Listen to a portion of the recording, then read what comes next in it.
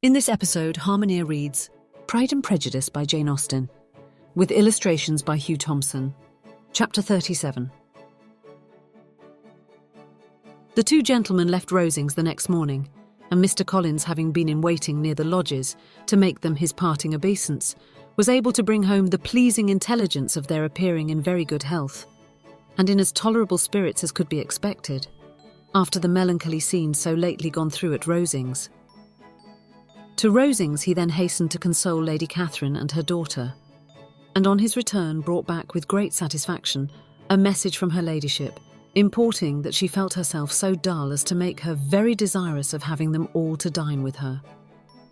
Elizabeth could not see Lady Catherine without recollecting that, had she chosen it, she might by this time have been presented to her as her future niece.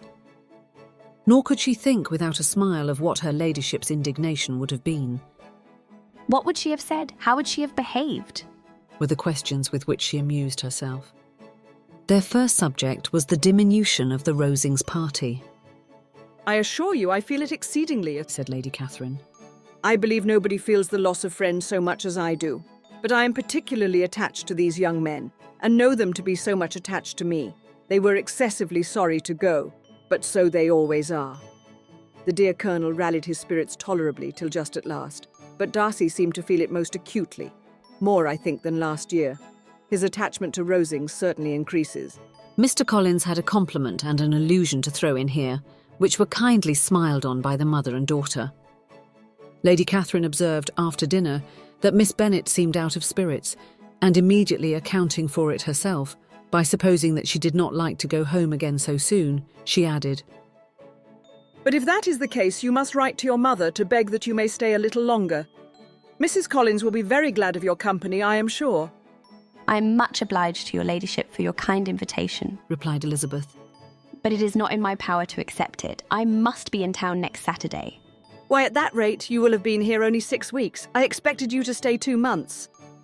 I told Mrs. Collins so before you came. There can be no occasion for your going so soon.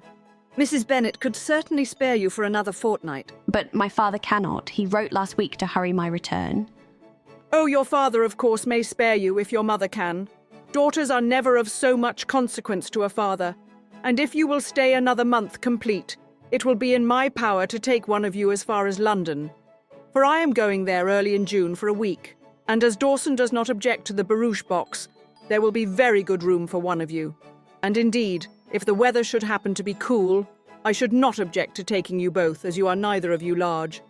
You are all kindness, madam, but I believe we must abide by our original plan. Lady Catherine seemed resigned. "Mrs. Collins, you must send a servant with them. You know I always speak my mind, and I cannot bear the idea of 2 young women travelling post by themselves. It is highly improper. You must contrive to send somebody. I have the greatest dislike in the world to that sort of thing. Young women should always be properly guarded and attended, according to their situation in life. When my niece Georgiana went to Ramsgate last summer, I made a point of her having 2 men-servants go with her. Miss Darcy, the daughter of Mr. Darcy of Pemberley, and Lady Anne, could not have appeared with propriety in a different manner. I am excessively attentive to all those things. You must send John with the young ladies, Mrs. Collins. I am glad it occurred to me to mention it, for it would really be discreditable to you to let them go alone." My uncle is to send a servant for us. "Oh, your uncle. He keeps a manservant, does he? I'm very glad you have somebody who thinks of those things. Where shall you change horses?"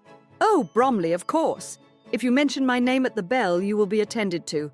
Lady Catherine had many other questions to ask respecting their journey, and as she did not answer them all herself, attention was necessary, which Elizabeth believed to be lucky for her, or, with a mind so occupied, she might have forgotten where she was.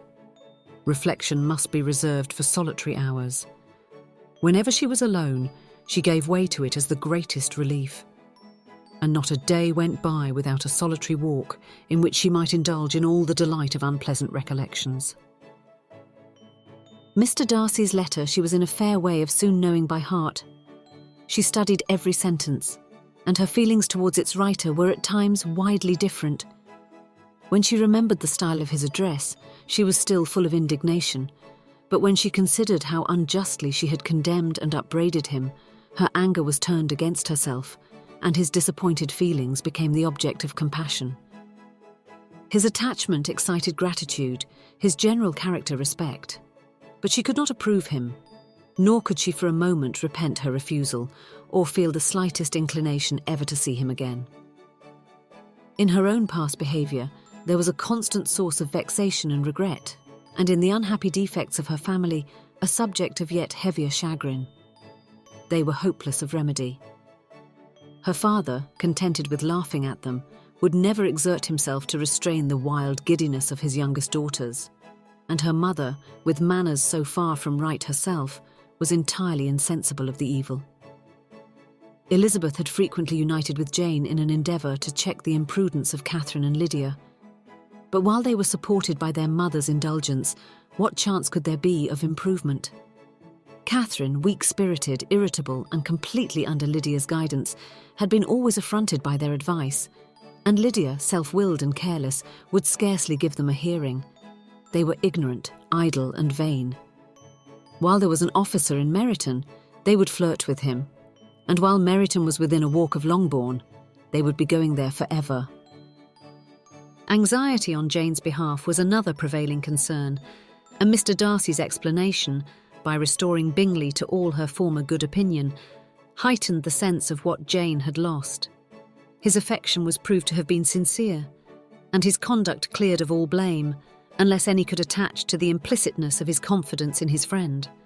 How grievous then was the thought that, of a situation so desirable in every respect, so replete with advantage, so promising for happiness, Jane had been deprived by the folly and indecorum of her own family. When to these recollections was added the development of Wickham's character, it may be easily believed that the happy spirits which had seldom been depressed before were now so much affected as to make it almost impossible for her to appear tolerably cheerful. Their engagements at Rosings were as frequent during the last week of her stay as they had been at first. The very last evening was spent there, and her ladyship again inquired minutely into the particulars of their journey, gave them directions as to the best method of packing, and was so urgent on the necessity of placing gowns in the only right way that Maria thought herself obliged, on her return, to undo all the work of the morning and pack her trunk afresh. When they parted, Lady Catherine, with great condescension, wished them a good journey and invited them to come to Hunsford again next year, and Miss de Bourgh exerted herself so far as to courtesy and hold out her hand to both.